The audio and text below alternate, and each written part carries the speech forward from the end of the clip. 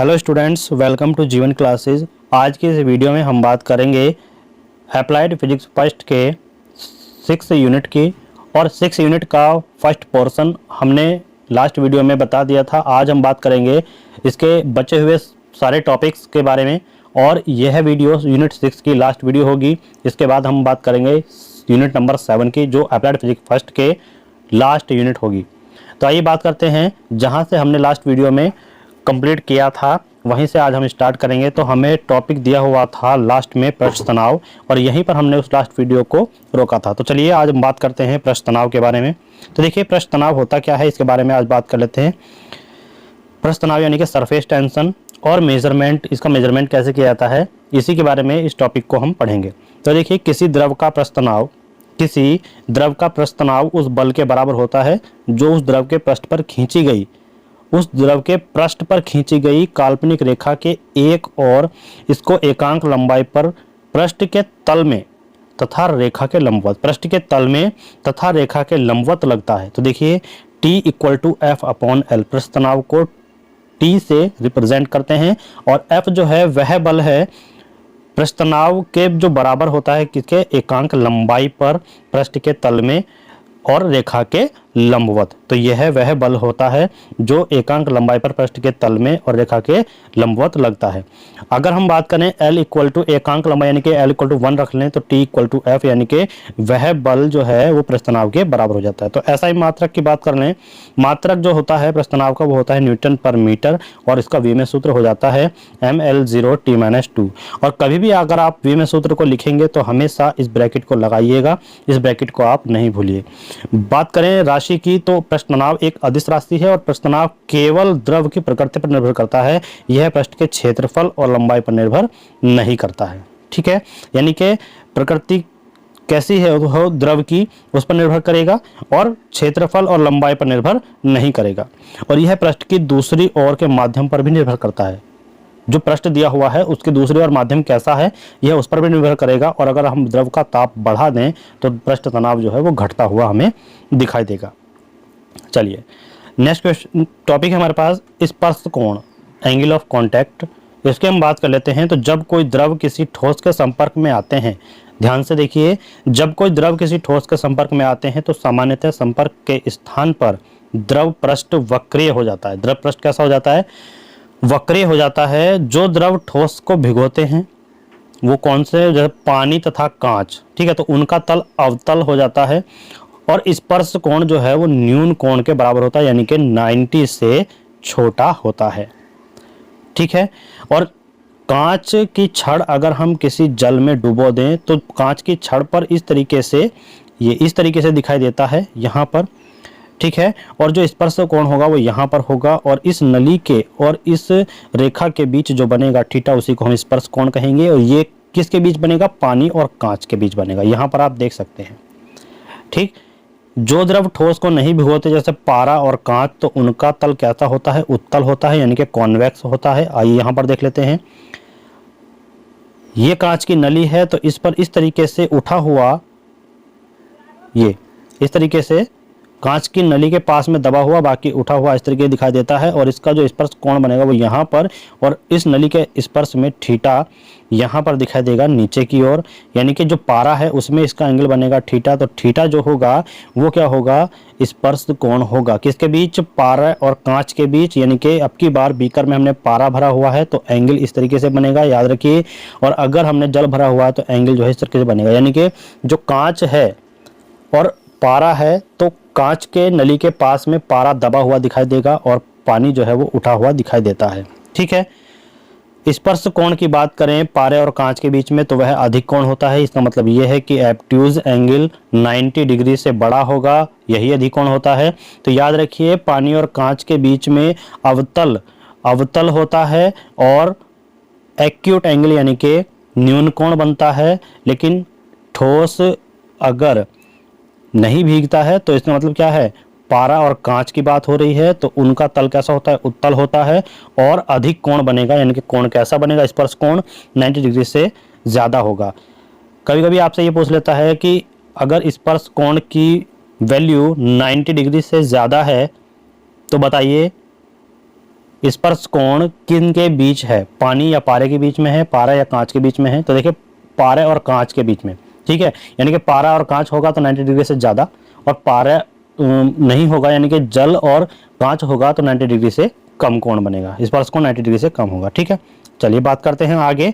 तो द्रव एवं ठोस, द्रव एवं ठोस के स्पर्श बिंदु से द्रव के वक्र पृष्ठ पर खींची गई स्पर्श रेखा तथा द्रव के अंदर डूबी हुई ठोस की सतह के बीच बने कोण को क्या कहते हैं? स्पर्श कोण कहते हैं, जिसको हम थीटा से रिप्रेजेंट करते हैं। स्पर्श कोण थीटा का मान द्रव तथा उसके स्पर्श में स्थित जो भी रेखा है उनकी प्रकृतियों पर निर्भर करता है। नोट पॉइंट की बात करें तो यहाँ पर आप ध्यान से देखिए, किसी एक युग्म के लिए इसका मान नियत रहता है, और ताप अगर बढ़ा दें तो ताप बढ़ाने पर द्रव का संसंजक बल घट जाता है, और थीटा भी क्या होता है, उसका घट जाता है, यानी कि स्पर्श एंगल भी घट जाता है। शुद्ध जल तथा स्वच्छ कांच के लिए थीटा कितना रखना चाहिए? 0 होता है, और साधारण जल तथा साधारण कांच के लिए थीटा कितना होता है? 8 डिग्री। शुद्ध जल स्वच्छ कांच के लिए 0 और साधारण जल साधारण कांच के लिए 8 डिग्री होता है, 8 डिग्री होता है। पारा और कांच के लिए 135 होता है, और शुद्ध जल और चांदी के लिए 90 होता है। ये कभी कभी आपसे डायरेक्ट क्वेश्चन मालूम कर लेगा, तो इनको याद रखिएगा। चलिए केशिकात्व की बात करते हैं। केशिकात्व यानी कि दोनों सिरों पर खुली एक केश यानी कि बाल के समान बारीक छिद्र वाली नली को क्या कहते हैं? केश नली कहते हैं।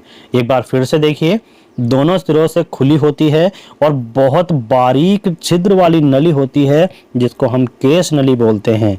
जब किसी केश नली को जल में डुबोया जाता है, देखिए यहाँ पर जल में डुबोया जा रहा है, ये मोटी केश नली है और ये पतली केश नली है, तो इनको ध्यान से देखिएगा अंतर क्या है। जब किसी केश नली को जल में डुबोया जाता है तो जल ऊपर चढ़ जाता है। तो जल कैसा दिखाई दे रहा है? ऊपर चढ़ता हुआ दिखाई दे रहा है दोनों ही केश नली में, परंतु पारे में डुबोने पर पारा नीचे उतर जाता है। तो देखिए यहाँ पर पारा है तो पारा जो है वो नीचे उतर गया। ठीक है, जल ऊपर चढ़ जाता है लेकिन पारा नीचे उतर जाता है। तो यहाँ पर जुरीन जो है, यहाँ पर जुरीन के नियमानुसार, एक जुरीन एक साइंटिस्ट हैं, उनके अनुसार केशनली की त्रिज्या जितनी कम होती है, केशनली की त्रिज्या जितनी कम होती है उतनी ही अधिक ऊंचाई तक जल जो है वो चढ़ता है। ठीक है, और केशनली में द्रव का ऊपर चढ़ना और उतरना क्या कहलाता है? केशिकात्व कहलाता है। क्या कहलाता है? केशिकात्व कहलाता है। और केशिकात्व का मूल कारण द्रव का पृष्ठ तनाव है। कभी कभी आपसे मालूम कर सकता है कि केशिकात्व का मूल कारण क्या है, तो केशिकात्व का मूल कारण पृष्ठ तनाव होता है। चलिए, पृष्ठ तनाव पर अन्य कारकों का प्रभाव, effect of other factors on surface tension. तो संदूषण का प्रभाव यानी कि इफेक्ट ऑफ कंटेमिनेशन। तो यदि जल की सतह पर धूल, ग्रीस, तेल या कोई अन्य चिकनी चीज पड़ी हो तो पृष्ठ तनाव क्या होता है? घट जाता है। और विलय का प्रभाव कैसे पड़ता है कि यदि विलय बहुत घुलनशील जैसे नमक, तो जल का जो पृष्ठ तनाव है वो बढ़ जाएगा, और यदि विलय कम घुलनशील है जैसे साबुन, तो जल का पृष्ठ तनाव घट जाएगा, यानी कि चिकनी वस्तुएं हमने यहाँ पर अभी बताया। चलिए, ताप का क्या प्रभाव पड़ता है? तो ताप बढ़ने पर संसंजक बल का मान घट जाता है, तो पृष्ठ तनाव क्या होगा? घट जाएगा। इसको आप याद रखिएगा। चलिए नेक्स्ट टॉपिक की तरफ चलते हैं। तो केशिकात्व के उपयोग तथा व्यवहारिक उदाहरण के बारे में बात करें तो applications and examples of capillary. तो यहाँ पर देखिए, सोखता, कागज, चौक आदि केशिकात्व के क्या हैं? उदाहरण हैं। और लालटेन की बत्ती में बनी बारीक केशिनलियों के कारण जो है वो तेल उसका ऊपर चढ़ता है। वर्षा होने पर किसान खेत की जुताई कर देते हैं, आपने अक्सर देखा होगा। तो वो क्यों करते हैं? ताकि मिट्टी में बनी केशिनलियां टूट जाएं और नीचे जो है नमी बनी रहे। अगर नमी नहीं बनी रहेगी तो उसका कारण क्या होगा? जो केश नलियां हैं वो आपस में जुड़ी हुई हैं और नीचे का पानी जो है उनके सहारे ऊपर आ जाएगा और ऊपर जो है वो वाष्प बन के उड़ जाएगा और नीचे तक का पानी जो है वो सूख जाएगा, नमी खत्म हो जाएगी। इसीलिए जो है किसान खेत की जुताई कर देते हैं। पानी से भरी बाल्टी में तौलिए का एक सिरा डुबो देने पर पानी तौलिए के धागों के बीच बनी असंख्य केश नलियों में क्या होता है? चढ़ने लगता है। तो क्या देखते हैं, कुछ देर बाद तौलिए का एक सिरे से ऊपर तक का हिस्सा पानी से भीग जाता है। पेड़ पौधों को दिया गया पानी उनकी जड़ों तथा तनों में बनी असंख्य नलियों के द्वारा चढ़कर ही कहाँ पहुंचता है, पेड़ पौधों की पत्तियों और टहनियों तक पहुंचता है। तो ये केस नली के बारे में था। आई होप आपको अच्छी तरह समझ में आ गया होगा। चलिए तरल घर्षण यानी कि फ्लूइड फ्रिक्शन के बारे में बात करते हैं। यदि किसी बर्तन में कोई द्रव लेकर तेजी से घुमाया जाए, इमेजिन कीजिएगा अपने माइंड में कि यदि कोई बर्तन है और उसमें द्रव को हमने ले लिया, उसको तेजी से घुमाया जा रहा है, तो यदि कुछ समय पश्चात द्रव को घुमाना बंद कर दें तो भी द्रव थोड़ी देर घूमता रहता है और धीरे धीरे रुकता है। ठीक है, आपने देखा होगा अगर बर्तन के पानी को हम घुमा दें और फिर घुमाना बंद भी कर दें तो कुछ देर तक पानी घूमता रहेगा और धीरे धीरे जाकर के वह रुक जाता है। इससे यह निष्कर्ष निकलता है कि द्रव के विभिन्न परतों के मध्य एक प्रकार का गति का विरोध बल कार्य करता है। गति का विरोध करने वाला बल कार्य करता है जो द्रव के गति का विरोध करता है और शीघ्र ही द्रव को क्या कर देता है, विराम अवस्था में ला देता है। अब यदि यह घर्षण बल न हो, जो उसके गति के विरोध में कार्य करता है वो घर्षण बल ही होगा, और यदि ये घर्षण बल ना हो तो द्रव सदैव क्या होगा, घूमता ही रहेगा। क्योंकि यह घर्षण बल द्रव के विभिन्न परतों के मध्य कार्य करता है, इसलिए इसे क्या कहते हैं, आंतरिक घर्षण या फिर तरल घर्षण कहते हैं। क्लियर? आई होप आपके समझ में आया होगा तरल घर्षण का कंसेप्ट क्या है। तो परिभाषा एक छोटी सी डेफिनेशन से और एक कंसेप्ट श्यानता का कि तरल घर्षण अथवा आंतरिक घर्षण को क्या कहते हैं, श्यानता कहते हैं। तरल घर्षण कह सकते हैं, आंतरिक घर्षण कह सकते हैं, या फिर हम इसी को श्यानता कहते हैं। चलिए अब जब श्यानता की बात की है तो श्यानता की डेफिनेशन देख लेते हैं पहले। तो तरल का वह गुण जिसके कारण तरल के विभिन्न सतहों के मध्य आपेक्षित गति का विरोध होता है श्यानता कहलाता है। क्या कहलाता है? श्यानता कहलाता है। चलिए अब बात करते हैं वेग प्रवणता यानी कि वेग प्रवणता वेलोसिटी ग्रेडियंट की। तो यहाँ पर आपको दिखाया गया है कि एक एक्स एक्स तल है जहाँ पर वेलोसिटी ग्रेडियंट यानी कि वेलोसिटी का बढ़ता हुआ क्रम दिखाया गया है। यानी कि इस सतह पर वेलोसिटी 0 है, धीरे धीरे बढ़ते रहने पर आगे जाकर के वेलोसिटी क्या हो जाएगी, ऊपरी लेयर पर मैक्सिमम दिखाई दे रही है। तो यहाँ पर हम कह सकते हैं कि द्रव की सबसे ऊपर की दो परतें ए बी और सी डी को के मध्य जो है द्रव के प्रवाह की दिशा के अभिलंबवत प्रति एकांक दूरी के लिए जो वेग परिवर्तन है वो क्या है, dv/del(x) हम कह सकते हैं। और यही क्या है, वेग प्रवणता कहलाता है। कहने का मतलब ये है कि वेग प्रवणता द्रव के सबसे ऊपर की दो परतों यानी कि सबसे ऊपर की दो परतें या फिर कोई भी दो परतें उनके मध्य द्रव का जो प्रवाह है उनकी दिशा के लंबवत प्रति एकांक दूरी के वेग परिवर्तन को हम क्या कहते हैं, वेग प्रवणता कहते हैं। और वेग प्रवणता का फॉर्मूला हम लिख सकते हैं ΔV/ΔX। ठीक, डेल्टा एक्स क्या है, उनके बीच की डिस्टेंस है, और डेल्टा वी क्या है, उनके वेग में परिवर्तन। चलिए नेक्स्ट, श्यानता गुणांक क्या है।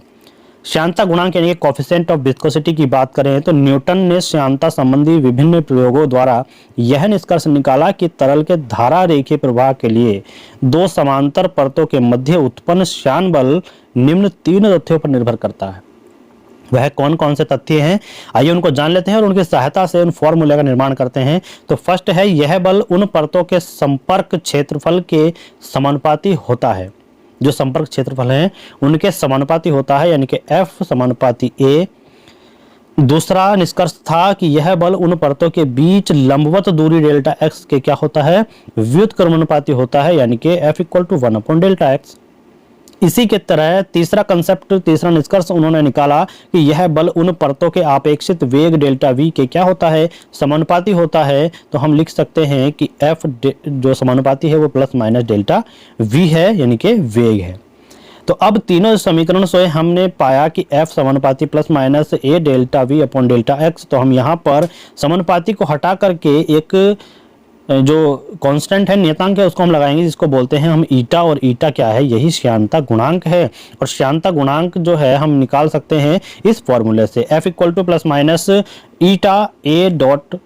=A.ΔV/Δx, जहां ईटा क्या है, एक नियतांक है जिससे तल का क्या कहते हैं, श्यानता गुणांक कहते हैं, तरल का श्यानता गुणांक कहते हैं। और इसका मान तरल पदार्थ की प्रकृति और ताप पर निर्भर करता है, यानी कि प्रकृति और ताप पर दोनों पर निर्भर करता है। तो ΔV/Δx को दूरी के सापेक्ष वेग परिवर्तन की दर या फिर वेग प्रवणता कहते हैं। इसी को हम क्या कहते हैं, दूरी के सापेक्ष वेग परिवर्तन की दर या फिर वेग प्रवणता, जिसे इंग्लिश में बोलते हैं वेलोसिटी ग्रेडियंट।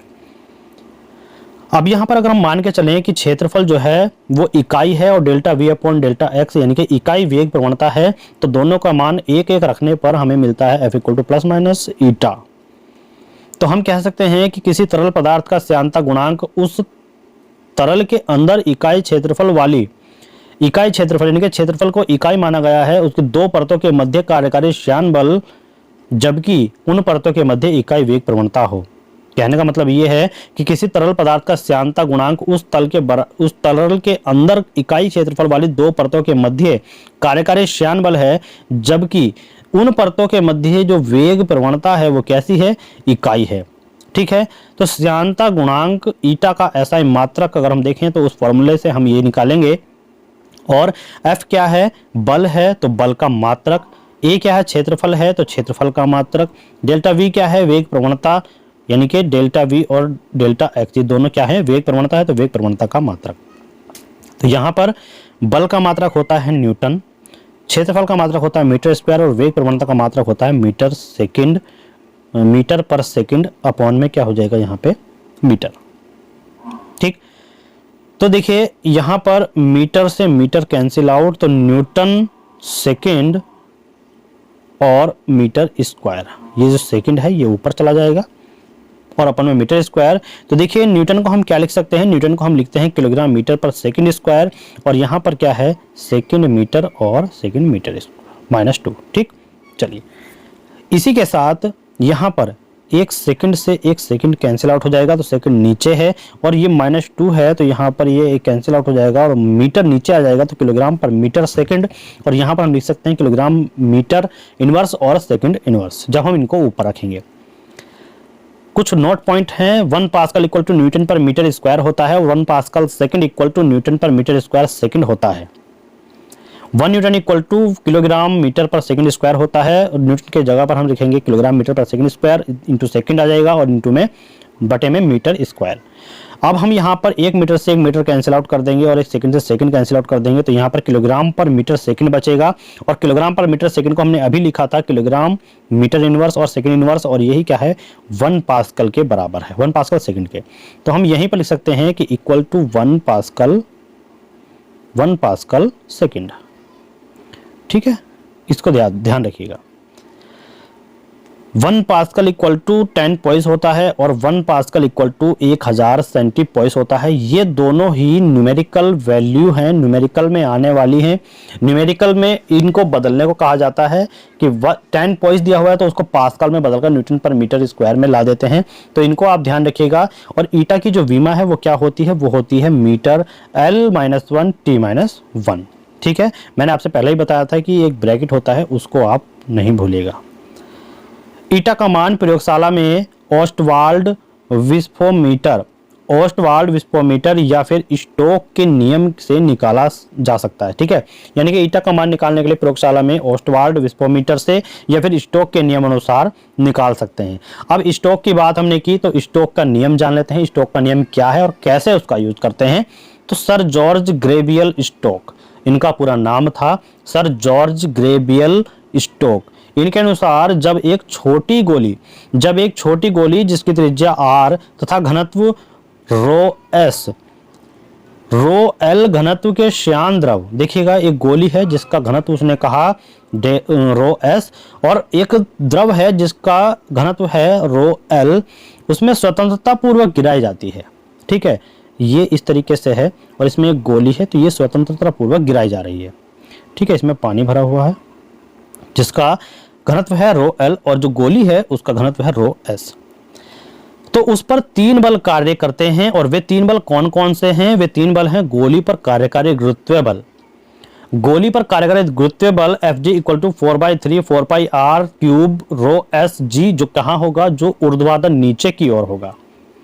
द्रव का उत्प्लावन बल कार्य करेगा जिसको अपथ्रस्ट फोर्स कहते हैं, वो Fu equal to 4/3 πr³ rho Lg होगा, जो ऊर्ध्वाधर ऊपर की ओर कार्य करेगा।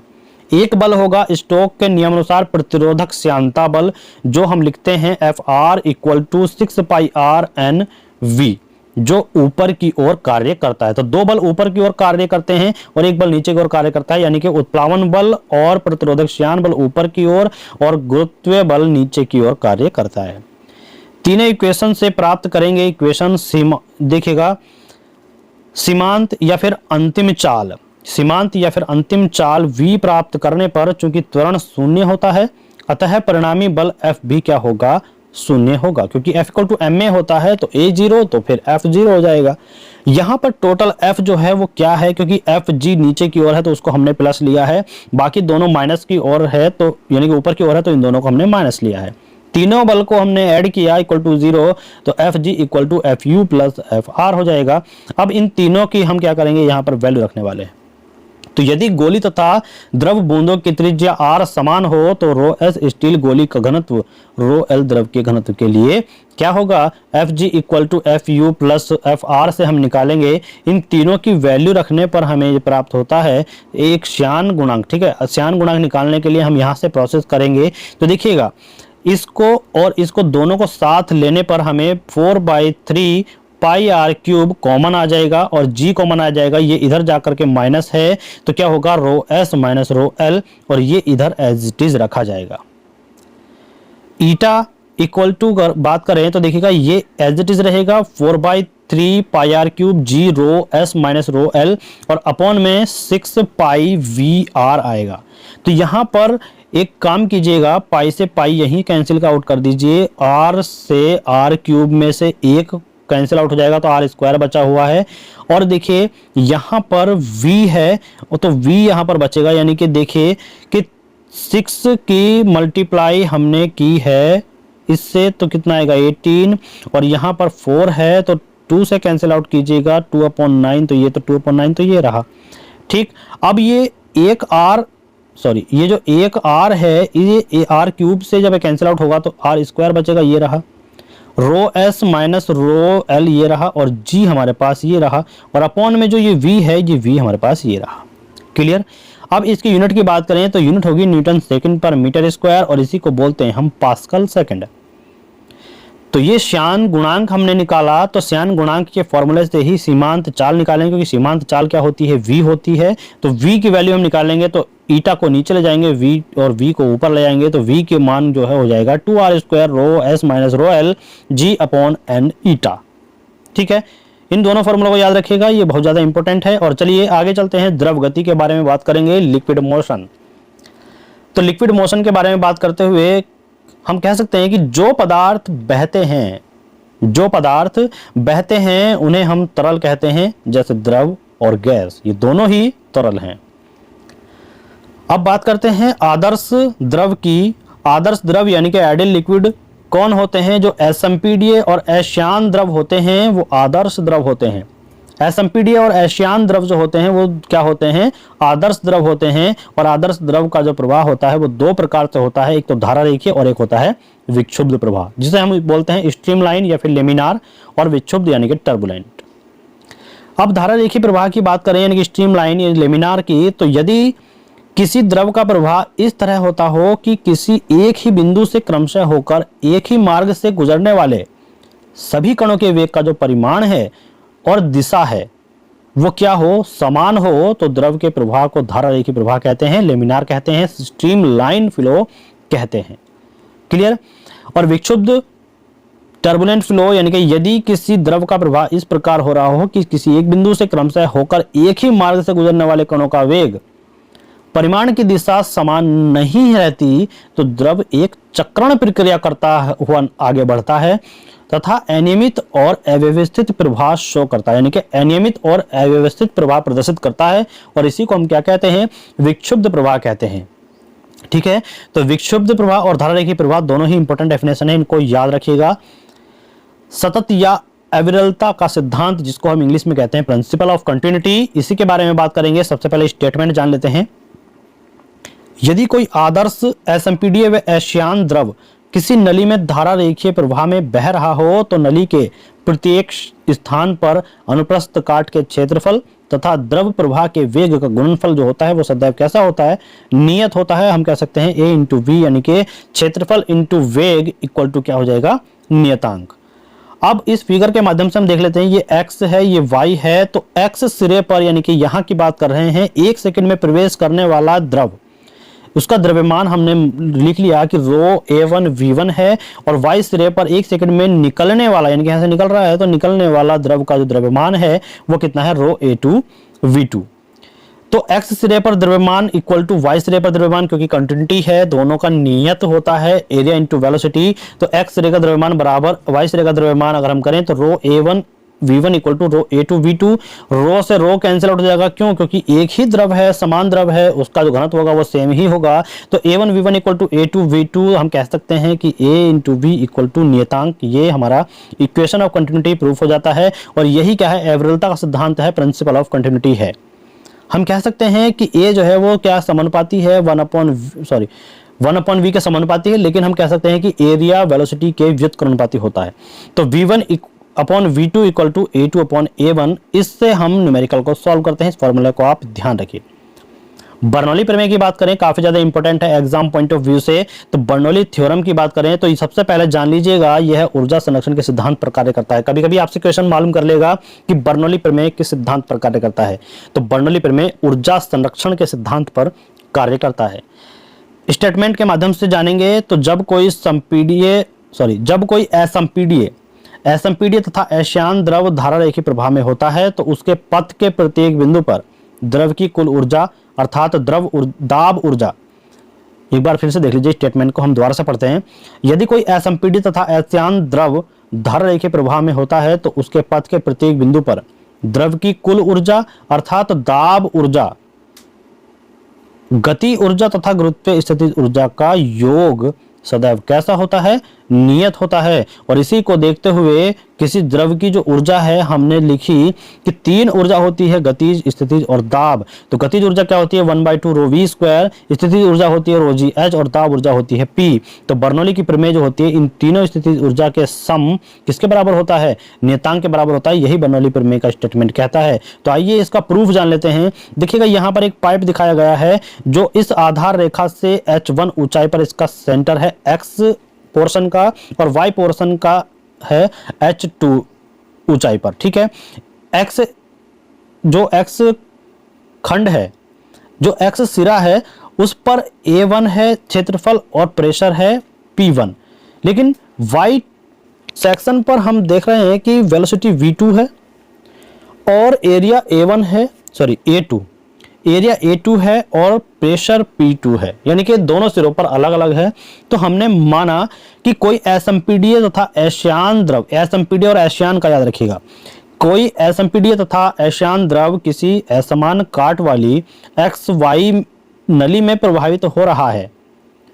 प्रवाह जो है कैसा है, धारा रेखीय है।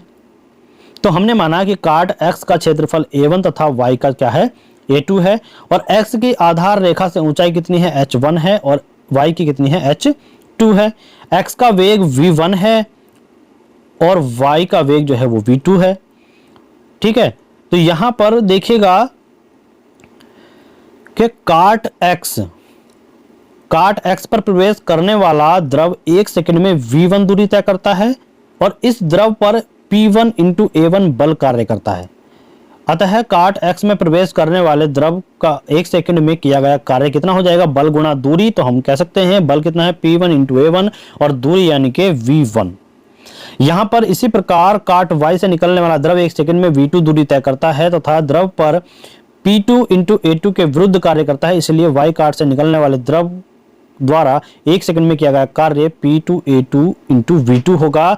तो अतः द्रव पर किया गया कार्य तुल्य, यानी तुल्य कार्य जो होगा, कुल कार्य वो W equal to P1 into A1 into V1 minus P2 into A2 into कितना हो जाएगा, V2। परंतु हम कह सकते हैं कि कंटिन्यूटी इक्वेशन में प्रत्येक काट पर 1 सेकंड में A1 V1 equal to A2 V2, ये क्या नियतांक के बराबर होता है और ये इसके क्या होगा, आयतन के बराबर होगा, क्योंकि प्रवाहित आयतन कैसा है, समान है। प्रवाहित आयतन कैसा होता है, समान होता है। तो W equal to P1 minus P2 into V हो जाएगा। तो x अक्ष पर प्रवेश करने वाले द्रव की 1 सेकंड में गतिज ऊर्जा 1/2 mv1 स्क्वायर और y अक्ष पर से निकलने वाले द्रव की स्थितिज ऊर्जा कितनी हो जाएगी, 1/2 mv2 स्क्वायर। तो गतिज ऊर्जा परिवर्तन, अतः गतिज ऊर्जा परिवर्तन कितना हो जाएगा, डेल्टा के, और दोनों का हम आपस में माइनस कर देंगे और माइनस करने पर हमें जो है क्या प्राप्त होगा, आगे चलते हैं। देखिए काट x पर द्रव की स्थितिज ऊर्जा mgh1 और y पर mgh2 है। तो स्थितिज ऊर्जा में परिवर्तन हमें ये प्राप्त होता है mgh2 माइनस mgh1, दोनों को हम घटा देंगे जैसे हमने काइनेटिक एनर्जी को किया है, यानी कि गतिज ऊर्जा को, इसी तरीके से स्थितिज ऊर्जा को। अब इसको हम आगे हम जब वैल्यू रखेंगे तो देखिए कैसे, द्रव की यह ऊर्जा वृद्धि द्रव पर किए गए तुल्य कार्य के कारण होती है, इसलिए ऊर्जा संरक्षण के नियम से हम क्या करेंगे कि द्रव पर किया गया कार्य बराबर होगा किसके, द्रव के कुल ऊर्जा परिवर्तन के। तो कुल ऊर्जा परिवर्तन क्या है, यानी कि जो भी हमारे पास काइनेटिक एनर्जी है और जो भी हमारे पास पोटेंशियल एनर्जी है, यानी कि स्थितिज ऊर्जा और गतिज ऊर्जा, दोनों को ऐड जो करेंगे तो हमें कार्य मिल जाएगा टोटल। तो टोटल कार्य हमें मिल जाएगा, यानी कि कुल कार्य और कुल ऊर्जा। तो दो ऊर्जा है, काइनेटिक और पोटेंशियल, यानी कि गतिज और स्थितिज, दोनों को ऐड कर देंगे, दोनों की वैल्यू हमारे पास ये है। ठीक है, अब चलिए हमने जो किया वो V को हमने इस साइड में ले लिया,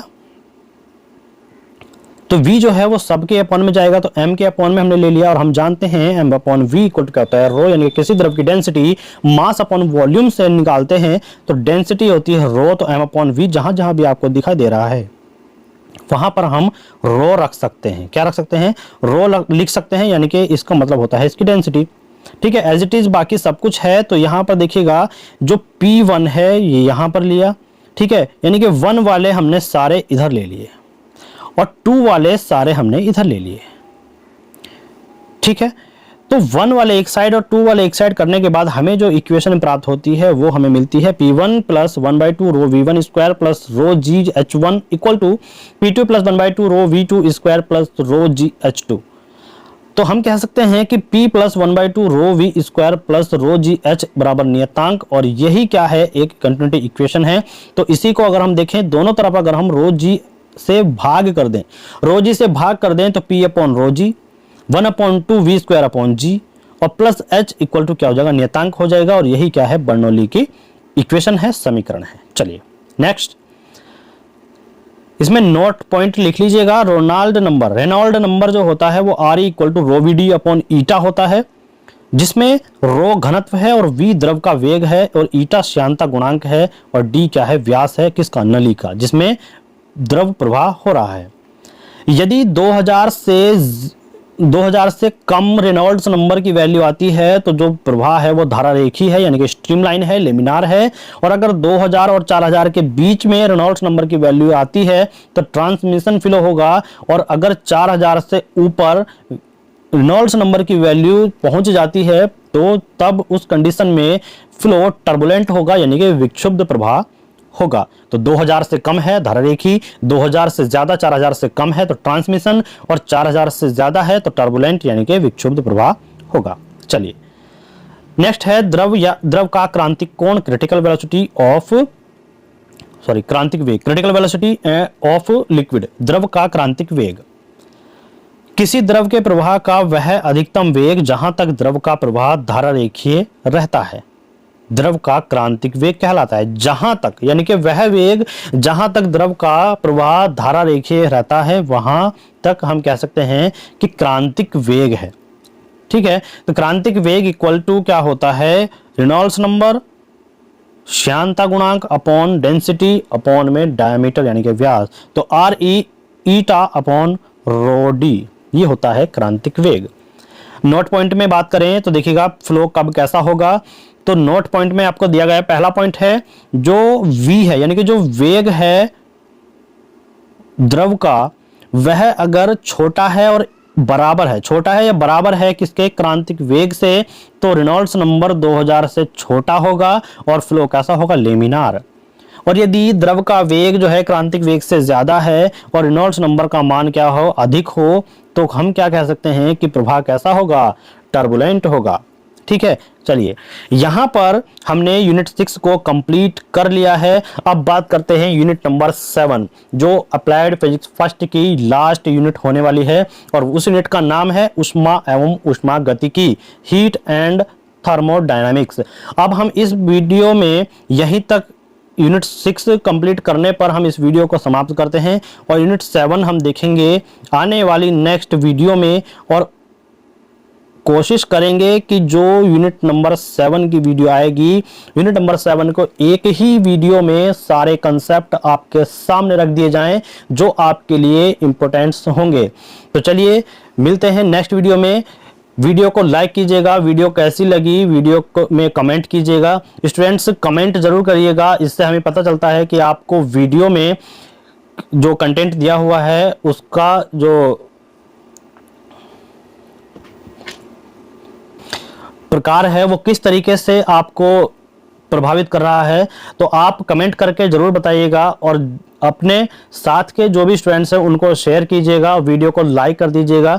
जो स्टूडेंट्स हमारे चैनल पर नए हैं वो चैनल को सब्सक्राइब करिएगा जिससे कि आने वाले सभी वीडियो का लिंक उनके मोबाइल पर सबसे पहले पहुंच सके और वे वीडियो को वॉच कर सके। और स्टूडेंट्स हम आपको एक बात और बता दें, जीवन क्लासेस चैनल पर जीके करंट अफेयर के डेली अपडेट टॉप 50 क्वेश्चंस चल रहे हैं, तो आप उनको भी देखना ना भूलें। सभी डेली टॉप 50 क्वेश्चंस आपके सामने हम यहां पर ला रहे हैं और ऐसे क्वेश्चंस जो परीक्षा में बार बार पूछे जाते हैं, तो उन वीडियो को भी आप देखिएगा और बताइएगा अपना